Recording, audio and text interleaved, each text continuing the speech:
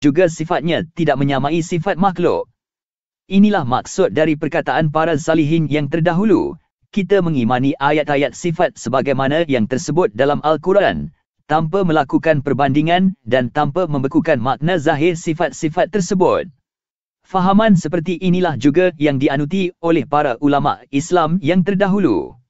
Membuat pentakwilan, penafsiran terhadap sifat-sifat Allah sebagaimana yang dilakukan oleh ulama di masa kebelakangan ini, menurut pendapat kita, bukanlah merupakan suatu perkara penting. Mazhab yang seperti ini tidak pernah dikenali dalam zaman ulama salaf yang terdahulu. Kenyataan pula membuktikan bahawa pendapat yang membawakan kebajikan kepada agama ini ialah pendapat ulama salaf. Syahid Hasan Al-Banna 37. Usul 20. Asas ke-11. Semua bid'ah yang dilakukan dalam agama Islam tanpa sandaran asalnya dan dipandang baik oleh segolongan manusia menurut hawa nafsunya, sama ada dengan menambah atau mengurangkan apa yang telah disyariatkan, adalah termasuk dalam perkara-perkara yang sesat yang wajib diperangi dan dihapuskan. Ini hendaklah dilaksanakan dengan cara yang paling baik supaya tidak membawa kepada perkara yang lebih buruk dari bid'ah itu sendiri. Penjelasan. Melakukan bid'ah dalam agama adalah haram. Bid'ah yang dimaksudkan di sini ialah mengada-adakan ibadat atau muamalat yang tidak disyariatkan Islam, sama ada bid'ah tersebut dengan cara menambahkan kepada apa yang telah disyariatkan atau mengurangkannya. Dalam hadis telah dinyatakan, sesiapa yang mengada-adakan sesuatu yang tidak ada dalam agama ini adalah ditolak, yakni ditolak dan tidak diterima. Dalam hadis yang lain pula dinyatakan, semua bid'ah itu sesat. Atas dasar ini Muslim haruslah melakukan ibadat dan muamalat dalam batas yang disyariatkan. Hawa nafsu tidak harus memainkan peranan dalam urusan syariat Allah. Muslim juga haruslah berusaha menjauhkan manusia dari perkara-perkara bid'ah dengan cara bijaksana dan perkataan yang lembut. Kenyataan telah membuktikan bahawa perkara yang dibaiki dengan lemah lembut lebih banyak dan perkara-perkara yang dapat diperbaiki dengan kekerasan, kerana manusia dalam kejahilan dan kebanyakan perkara bid'ah itu telah terlalu lama dan berakar umbi di kalangan manusia. Keadaan ini memerlukan pengubatan secara halus, sabar, nasihat yang ikhlas. Semoga Allah memberi taufik. Saudara tidak harus menggunakan kekerasan dalam usaha-usaha memerangi bid'ah sekiranya saudara mengetahui bahawa kekerasan itu akan mengakibatkan perpecahan yang lebih buruk dari keburukan bid'ah itu sendiri. Syahid Hasan Al-Banna 38. Usul 20. Asas ke-12. Bid'ah yang dilakukan dengan menambah atau mengurangkan, terikat dengan cara-cara tertentu dalam melakukan ibadat yang mutlak adalah termasuk dalam masalah khilafiyah. Setiap orang mempunyai pendapat yang tertentu. Tidak menjadi kesalahan mencari hakikat melalui bukti dan dalil. Penjelasan. Bid'ah dengan cara menambah bermaksud menambah perkara yang telah disyariatkan Islam dengan perkara-perkara lain yang bukan disyariatkan. Bid'ah dengan cara meninggalkan pula bermaksud meninggalkan sebahagian dari perkara-perkara yang telah disyariatkan. Termasuk dalam bid'ah pertama ialah menambah bacaan yang tidak disyariatkan selepas azan, dan termasuk dalam bid'ah kedua ialah meninggalkan sembahyang sunat selepas sembahyang Jumaat sepanjang masa.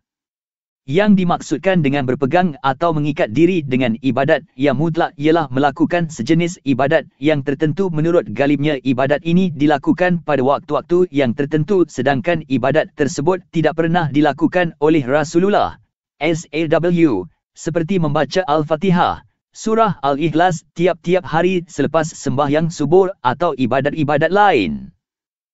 Ketiga-tiga perkara ini mengikut pendapat mursyid ialah termasuk perkara-perkara khilafiyah dan tidaklah menjadi kesalahan menyelidiki perkara-perkara tersebut untuk mengetahui apakah harus dilakukan mengikut syariat atau tidak.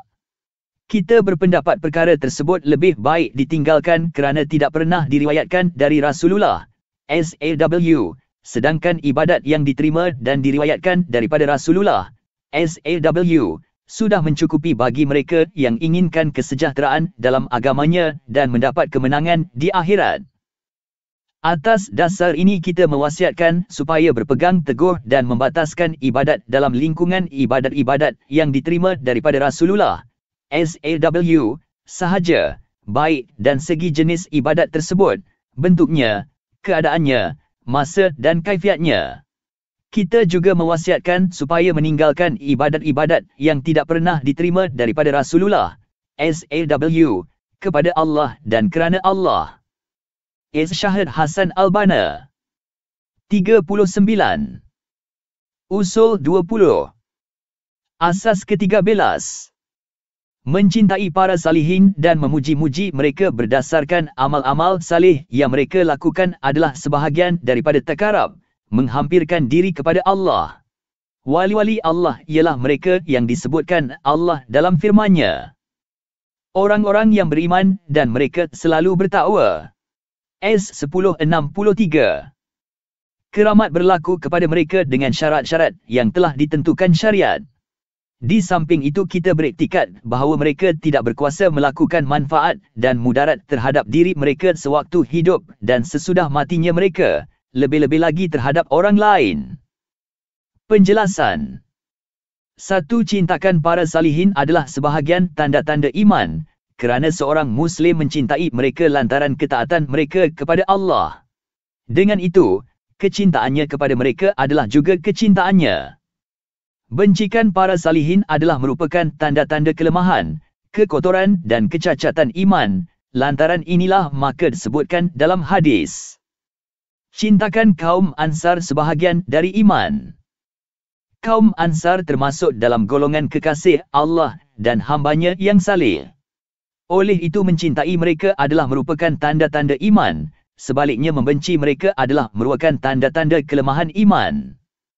Di samping itu kecintaan yang dimaksudkan di sini bukanlah kecintaan yang melewati batas dengan memberikan kepada mereka sesuatu yang beliau tidak berhak menerimanya yang menganggap beliau mempunyai keistimewaan yang beliau tidak miliki. Cintakan para salihin yang melewati batas ini bukanlah cinta yang syar'i dan tidak menjadi tanda kepada iman yang benar. Para salihin yang dimaksudkan di sini ialah wali-wali Allah. Wali-wali Allah adalah mereka-mereka yang benar-benar beriman dan bertakwa kepada Allah dalam lingkungan kadar kemampuan manusia. Wali Allah yang paling tinggi darjatnya ialah para sahabat, kemudian diiringi oleh para tabi'i yang mengikuti jejak langkah mereka. Syahid Hasan Al-Banna 40. Usul 20. Seorang Muslim tidak seharusnya menaruh perasaan benci terhadap mereka, malah seorang Muslim yang hatinya dilimpahi iman haruslah mencintai dan memberi sanjungan kepada mereka. Termasuk juga dalam golongan awliya ialah jamaah Ikhwan Muslimin, jemaah yang menyebarkan dakwah Islamiah pada saat kekufuran dan kejahilan bermaharajalela. Mereka yang memusuhi dan menaruh perasaan benci terhadap Ikhwan Muslimin ternyatalah bahawa dalam hatinya tersembunyi sifat-sifat munafik, lemah iman, buta mata hati dan mereka yang mencintai Ikhwan Muslimin ternyatalah dalam hati mereka tersemat iman kesucian dan fitrah yang sejati. 2. Keramat memang benar berlaku kepada wali-wali Allah. Keramat yang dimaksudkan di sini ialah perkara-perkara yang luar dari kemampuan manusia yang berlaku kepada para awliya. Keramat dalam pengertian ini telah banyak berlaku di zaman silam, juga berlaku sekarang dan akan datang. Keramat bukanlah merupakan suatu perkara yang boleh dianggap tidak baik dan ganjil. Keramat termasuk dalam lingkungan perbuatan dan ciptaan Allah.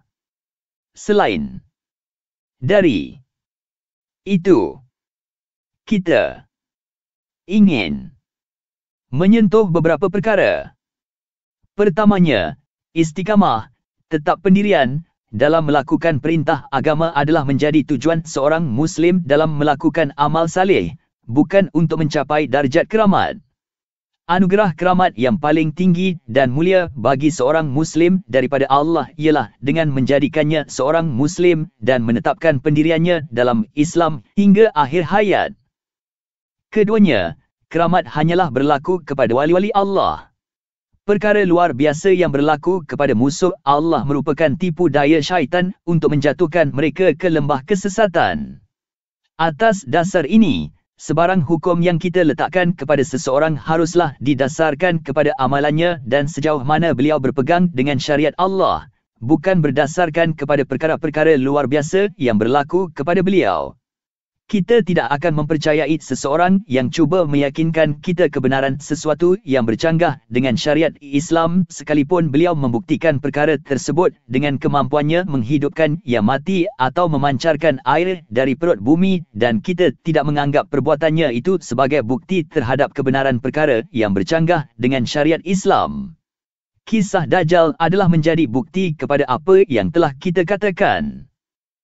3. Sekalipun keramat berlaku kepada wali-wali tetapi mereka tidaklah berkuasa melakukan sebarang manfaat dan mudarat terhadap dirinya sendiri apatah lagi orang lain. Oleh yang demikian seorang Muslim tidak boleh menyekutukannya dalam ibadat. Beliau tidak harus takut kepadanya. Syahid Hasan Al-Banna 41. Usul 20. Sebagaimana beliau takut kepada Allah, beliau tidak harus berdoa kepadanya atau meminta pertolongan darinya. Kerana perkara yang seperti ini termasuk dalam lingkungan ibadat, pengabdian, dan adalah khusus hak Allah yang tidak boleh diberikan kepada selain daripadanya. Syahid Hasan Al-Banna 42. Usul 20. Asas ke-14. Menziarahi kuburan walau bagaimanapun adalah sunnah yang disyariatkan dan mestilah dengan syarat menurut cara yang diterima dan Rasulullah SAW. Tetapi meminta pertolongan dari si mati, walau bagaimana bentuk sekalipun, demikian juga menyeru mereka supaya memberi pertolongan, meminta mereka menunaikan hajat, dari jauh atau dekat, bernazar kepada mereka, membina perkuburan, mengelambuinya meneranginya dengan lampu dan memperluaskannya, juga bersumpah dengan nama selain Allah dan perkara-perkara yang seumpamanya, adalah bid'ah dan dosa besar yang wajib diperangi. Kita tidak melakukan perkara-perkara tersebut demi menutup punca-punca kemungkaran. Penjelasan. Menziarahi kubur menurut kaifiat yang diterima daripada Rasulullah SAW dengan tidak melakukan bid'ah adalah disyariatkan dalam Islam. Menziarahi perkuburan yang diluluskan dari segi syariat ialah dengan tujuan mengambil iktibar dan pengajaran. Seorang Muslim yang menziarahi perkuburan haruslah membayangkan dalam benaknya bahawa akhir hayatnya akan sama dengan akhir hayat mereka yang sedang terbaring dalam pusara, biar sepanjang manapun umurnya beliau akan meninggalkan dunia. Bila beliau sampai di perkuburan, beliau hendaklah memberi salam dan mendoakan ahli kubur dengan salam dan doa yang pernah diterima dari Rasulullah SAW. Sebahagian salam dan doa tersebut ialah: sejahteralah atau kamu, perkampungan orang-orang mukmin, kamu telah mendahului kami dan kami insya-Allah akan menemui kamu. Allah memberi rahmat kepada kamu yang terdahulu dan kami yang kemudian. Kamu untuk kami dan kami akan mengikut kamu.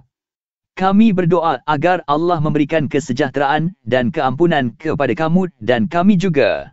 Ya Allah, janganlah halang kami dari ganjaran mereka dan janganlah fitnah kami sesudah mereka. Ampunkanlah kami dan mereka. Dengan ini jelaslah bahawa menziarahi perkuburan adalah semata-mata.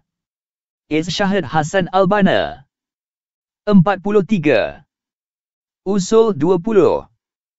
Bertujuan untuk mengambil iktibar dan pengajaran serta mendoakan mereka yang telah meninggal dunia.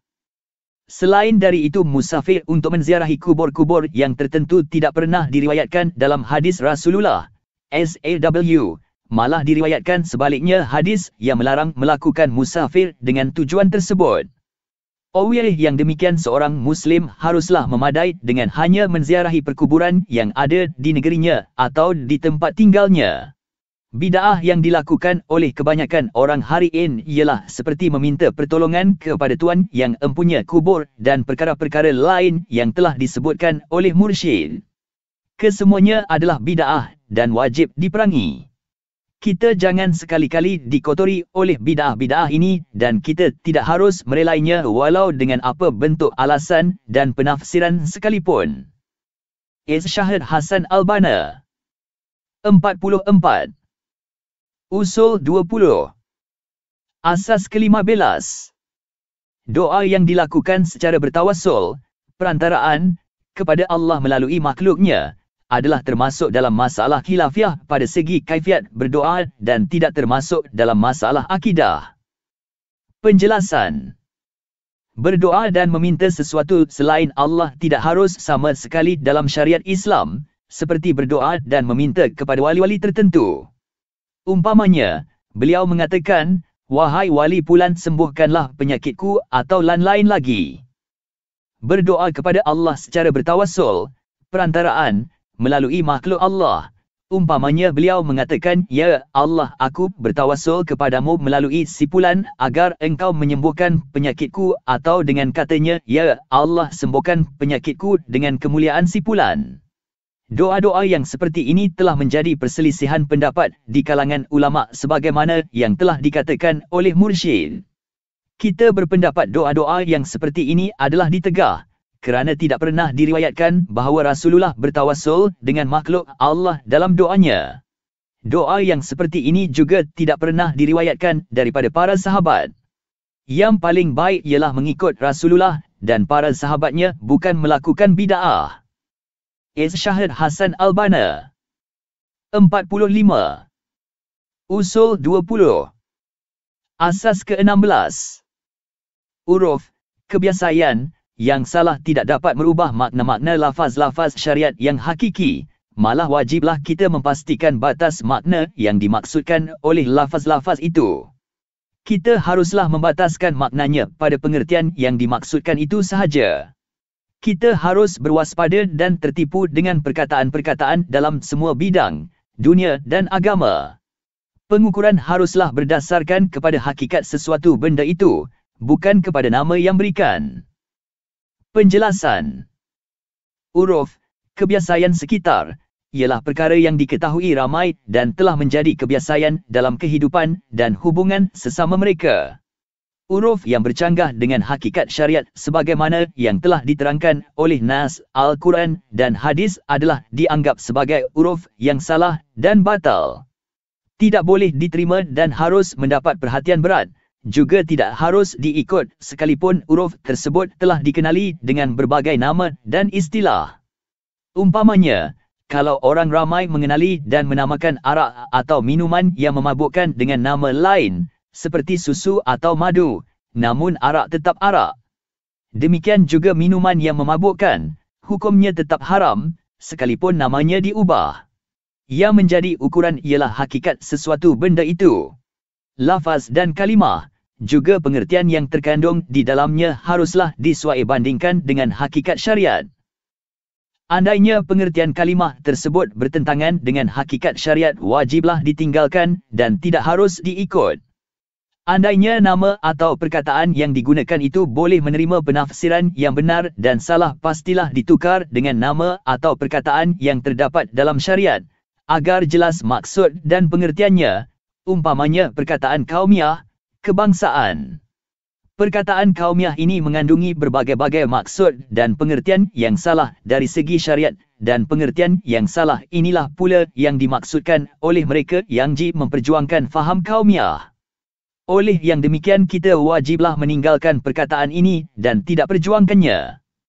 Sebagai kesimpulan dalam masalah ini, seorang Muslim sedapat mungkin haruslah menggunakan perkataan-perkataan yang disyariatkan dan meninggalkan perkataan-perkataan lain yang tidak disyariatkan. Andai beliau terpaksa menggunakan pengertian yang samar-samar pengertiannya, beliau haruslah memberi batas-batas yang dimaksudkannya agar tidak berlaku kekaburan dan kesamaran bagi mereka yang mendengar atau membacanya. Syahid Hasan Albana. 46. Usul 20. Asas ke-17. Akidah adalah asas kepada amal. Amal hati lebih penting dari anggota. Mencari kesempurnaan dalam kedua-dua bidang ini, amal hati dan amal anggota, adalah dituntut syarat, sekalipun taraf tuntutan itu tidak sama. Penjelasan. Akidah Islamiah adalah akidah yang tegak di atas iman kepada Allah, malaikat, kitab-kitab Allah, rasul-rasul, hari akhirat, qadar dan kadar sama ada baik atau jahat. Juga tegak di atas asas yang terkandung dalam Al-Aqdah tersebut. Akidah Islamiah yang seperti ini adalah menjadi asas kepada amal dan amal tidak akan diterima jika tidak dilatar belakangi oleh akidah Islamiah yang berfungsi sebagai pendorong untuk melakukan amal sesuai dengan tuntutan akidah tersebut. Amal akan rosak dan tidak diterima apabila berlaku kecacatan, kerosakan dan kebatalan pada akidah. Demikian juga keadaannya apabila asas-asas akidah Islamiah tidak sempurna dalam akidah tersebut. Sejauh mana akidah Islamiah dan asas-asasnya tertanam dalam jiwa, sejauh sekian pula beratnya amalan pada neraca amal dan sejauh sekian juga amal tersebut dapat membuahkan hasil yang baik. Samalah keadaannya dengan sepohon kayu, sejauh mana tunjangnya mendalam ke bumi, sejauh sekian ianya akan menghasilkan buah yang baik dan segar. Amal hati lebih penting dari amal anggota zahir, kerana hati adalah menjadi sumber yang mengarah untuk melakukan amal. Amalan anggota lahir akan diredai Allah apabila hati telah dipenuhi iman, ikhlas, bulat berserah kepada Allah, penuh perasaan takut kepadanya dan merasakan bahawa Allah sentiasa memerhatikannya. Lantaran skim amalan hati itu lebih penting dari anggota lahir, malah ibadat-ibadat hati lebih ganjarannya daripada amal anggota zahir, seperti bertawakal kepada Allah, reda dengan keadaannya, percaya dan mencintainya, takut dan membulatkan penyerahan diri kepadanya. Demikianlah juga ibadat-ibadat hati yang lain, di samping membersihkan hati daripada perkara-perkara yang bertentangan dengan ibadat-ibadat tersebut. Sekalipun amal anggota zahir itu telah menjadi suatu kepastian dan amal hati amat memerlukan amal anggota zahir, tetapi amal anggota zahir akan lebih bersih dan agung bila hati segar dalam melakukan ibadat. Sebaliknya, amal anggota zahir akan pudar apabila hati telah beku, lalai atau malas dalam melakukan ibadat dan amalnya. Oleh yang demikian, seorang Muslim haruslah memberikan perhatian berat kepada ibadat hati pada setiap masa, baik masa pergi atau kembali, dalan. Irsyad Hasan Al-Banna. 47. Usul 20. Perjalanan atau bermukim, waktu bekerja, waktu jaga dan waktu bersendirian. Apabila sampai waktu melakukan amal dan ibadat anggota zahir seperti sembahyang, puasa dan jihad, beliau haruslah melakukannya dengan cergas, menunaikannya dengan hati yang segar, sedar dan berhati-hati. Beliau tidak harus mencuaikan amal anggota zahir dengan alasan yang beliau masghul, sibuk dengan ibadat hati, sebagaimana yang dilakukan oleh sebahagian orang-orang jahil dan setengah kalangan ahli-ahli tasawuf. Ibadat anggota zahir pasti dilakukan dan tidak selayaknya dicuaikan di samping tidak melalaikan ibadat hati. Irsyad Hasan Al-Banna. 48. Usul 20. Asas ke-18. Islam membebaskan akal, mendorong supaya menilik dan mengamati kejadian alam keliling. Islam menjunjung tinggi kedudukan ilmu dan ulama, mengalu-alukan sesuatu yang baik dan bermanfaat. Hikmah adalah merupakan suatu barang yang hilang dari seorang mukmin, di mana saja beliau mendapatinya, beliaulah yang lebih berhak memilikinya. Penjelasan. Islam membebaskan akal dari belenggu kejahilan, kesesatan dan kebatian, kerana kebebasan berfikir dapat meletakkan manusia ke jalan yang benar dan memeliharanya daripada kegelinciran dan kesalahan. Ia dapat menyelesaikan masalah besar yang sentiasa menjadi bahan pemikiran manusia, menjawab masalah yang menjadi tanda tanya kepada manusia, dan mana kita datang, kenapa kita diwujudkan dan ke mana sudahnya akhir hayat ini. Kebebasan berfikir bukanlah bererti akal ini dapat bebas berfikir tanpa batas sempadan. Malah kebebasan ini hanyalah berkisar dalam lingkungan batas tabiat akal itu sendiri, supaya akal dan khayal tidak bercampur baur yang membuatkan akal melihat kebatian itu sebagai suatu hakikat dan kesalahan itu sebagai suatu kebenaran.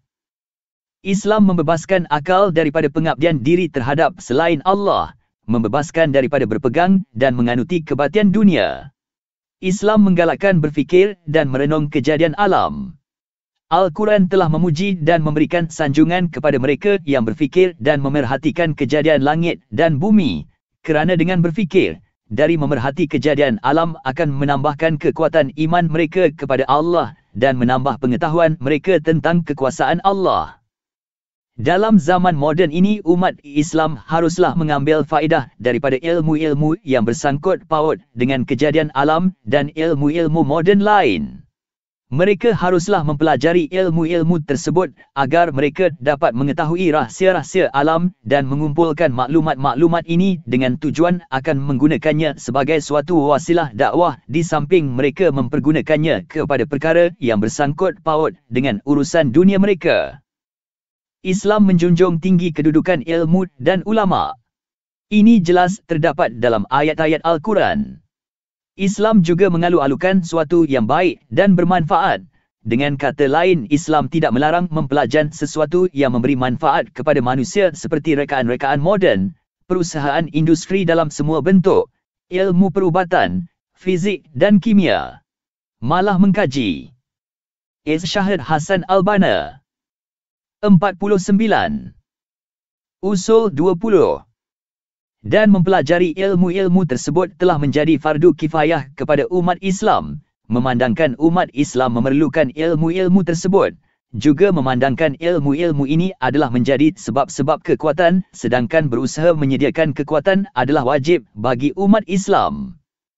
Seorang Muslim haruslah mempelajari semua jenis ilmu dan perusahaan yang berguna dan memberi manfaat, sekalipun ilmu-ilmu tersebut diterima atau dimulakan atau ditemui oleh orang bukan Islam, kerana seorang Muslim lebih berhak mengambil manfaat dari ilmu-ilmu yang berguna dan memberi manfaat daripada orang lain. Seorang Muslim tidak harus menolak kecuali perkara-perkara yang bertentangan dengan Islam dan ditegah syariat. Syahid Hasan Al-Banna 50. Usul 20. Asas ke-19. Boleh jadi masalah yang dibincangkan oleh syariat berlainan dengan masalah yang dibincangkan oleh akal. Namun demikian, syariat dan akal tidak akan bercanggah dalam perkara-perkara yang telah menjadi hakikat dan kenyataan.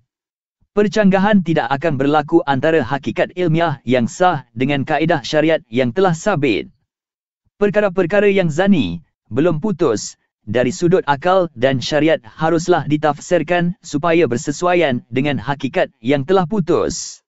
Sekiranya pandangan syariat dan akal dalam sesuatu masalah itu masih zani, maka pandangan syariat haruslah diutamakan untuk diikuti, hinggalah pandangan akal dalam masalah tersebut dapat membuktikan kebenarannya atau gugur dengan sendirinya.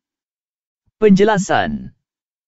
Pandangan akal yang dimaksudkan di sini ialah sesuatu yang dapat dicapai oleh akal dalam hal yang bersangkutan dengan kejadian alam dan kehidupan. Yang dimaksudkan dengan pandangan syariat ialah hukum halal haram dan masalah yang bersangkutan dengan kejadian alam dan penghidupan yang tersebut dalam nas Al-Quran dan hadis. Perkara yang dinaskan dalam Al-Quran sama ada perkara-perkara yang bersangkutan dengan masalah halal dan haram atau masalah yang bersangkut paut dengan kejadian alam dan kehidupan adalah merupakan perkara hak dan putus, tidak boleh diperbincangkan lagi.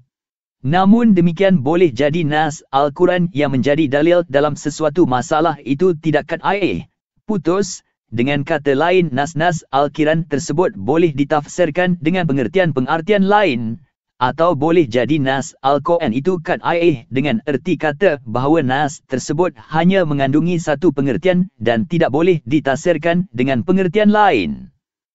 Nas Al-Quran yang qat'i adalah merupakan dalil yang putus dan pengertiannya haruslah diterima dengan tidak melihat kepada dalil-dalil yang biasa digunakan untuk mengetahui perkara-perkara halal dan haram atau dalil yang digunakan untuk mengetahui masalah yang bersangkutan dengan kehidupan. Pengertian yang terkandung dalam nas-nas tersebut adalah hak secara putus. Seorang Muslim tidak dibenarkan mencanggahi dan menyalahi pengertian tersebut. Sebagai contoh, ayat Al-Quran yang menerangkan Adam AS dijadikan daripada tanah, ayat-ayat yang menceritakan wujudnya syaitan dan jin yang bertutur dan berakal dan lain-lain lagi. Nas Al-Quran yang tidak qat'i pula, kita adalah diharuskan memilih salah satu dari pengertian-pengertian yang ditunjukkan oleh nas tersebut supaya Irsyad Hasan Al-Banna 51. Usul 20. Kita dapat menyesuaikannya dengan hakikat yang telah putus dan sabit melalui percubaan dan dalil yang yakin, seperti pendapat yang mengatakan bahawa bumi ini bulat. Nas Al-Quran ada membayangkan pengertian ini dan boleh ditafsirkan demikian. Maka dengan ini pendapat yang telah sabit, yang mengatakan bumi ini bulat adalah dapat diterima. Pengertian Nas Al-Quran dan hadis yang qat'i tidak mungkin bercanggah dengan hakikat yang telah sabit melalui dalil yang putus dan bukti yang nyata dan yakin. Sekiranya perkara yang dianggap sabit itu tidak mencapai peringkat yakin, bolehlah mentafsirkan ayat-ayat Al-Quran yang mengandungi berbagai pengertian dengan penafsiran yang sesuai dengan tuntutan bahasa Arab dan berpandukan kepada sebab-sebab turunnya ayat tersebut. Dalam kesempitan ini kita mengatakan bahawa Al-Quran adalah kitab hidayat, pengajaran dan akhlak, bukan buku fizik, handasah atau tumbuh-tumbuhan. Ilmu-ilmu tersebut dipelajari oleh manusia melalui penyelidikan dan percubaan dan akal, dan tidak ditegah mengkajinya. Sekalipun demikian, boleh jadi Al-Quran menyentuh persoalan-persoalan alam dengan tujuan menarik pandangan manusia kepada kekuasaan Allah dan keindahan ciptaannya, dan dalam menyentuh permasalahan alam ini, maka Al-Quran menyebutkan sebahagian dari hakikat-hakikat alam. Hakikat kejadian alam yang dinyatakan dalam Al-Quran adalah hakikat yang hak dan benar. Sesuatu yang mencanggahi hakikat yang telah dinyatakan Al-Quran adalah dianggap batal apabila ayat-ayat yang menyentuh hakikat tersebut terang dan jelas dalam menerangkan hakikat tersebut. Irsyad Hasan Al-Banna 52.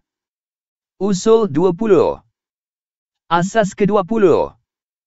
Kita tidak mengkafirkan seorang Muslim berdasarkan pendapat atau maksiat yang dilakukannya sedangkan beliau telah mengucap dua kalimah syahadah dan melakukan tuntutan syahadahnya, iaitu dengan melakukan sesuatu yang telah difardukan kepadanya, kecualilah beliau berikrar dan mengakui kekufurannya, atau beliau mengingkari perkara yang diketahui secara pasti dalam agama, atau beliau mendustakan lafaz dan pengertian Al-Quran yang terang dan jelas, atau beliau menafsirkan Al-Quran dengan penafsiran yang tidak sesuai dengan aliran bahasa Arab, atau beliau melakukan perbuatan yang tidak dapat ditafsirkan dengan tafsiran selain dari kekufuran. Penjelasan.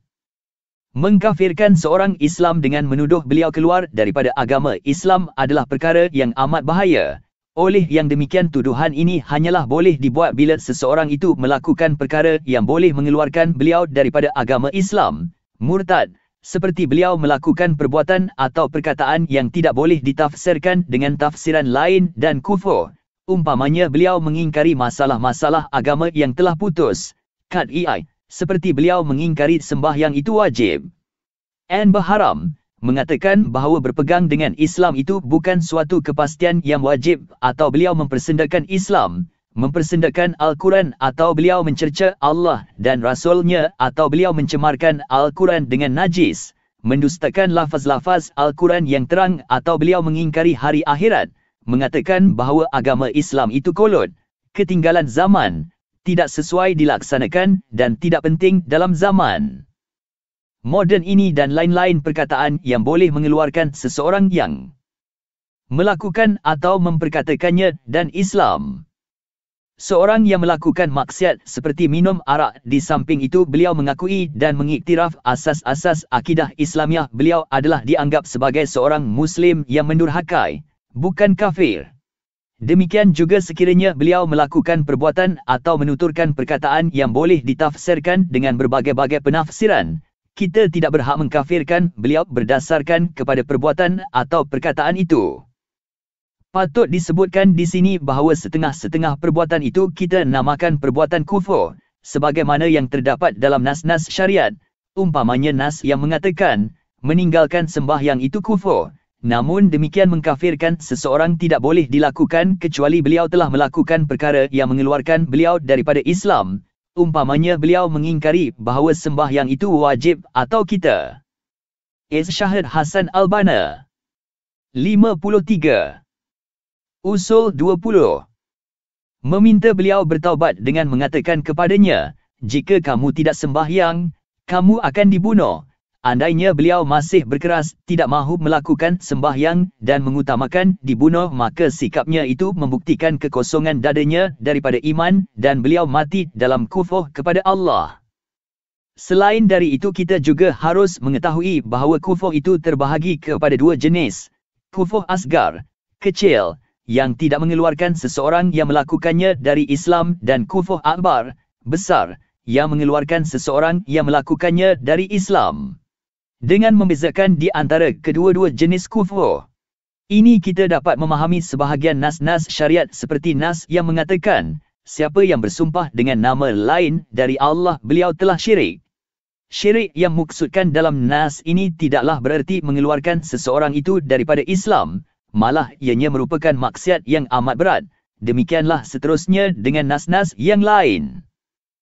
Penutup. Kita berdoa supaya Allah menunjukkan kebenaran kepada kita, dan akhir doa kita, bahawa segala puji bagi Allah Tuhan sekalian alam. Wal jahu akbar walillahil hamdu. Syahid Hasan Albana 54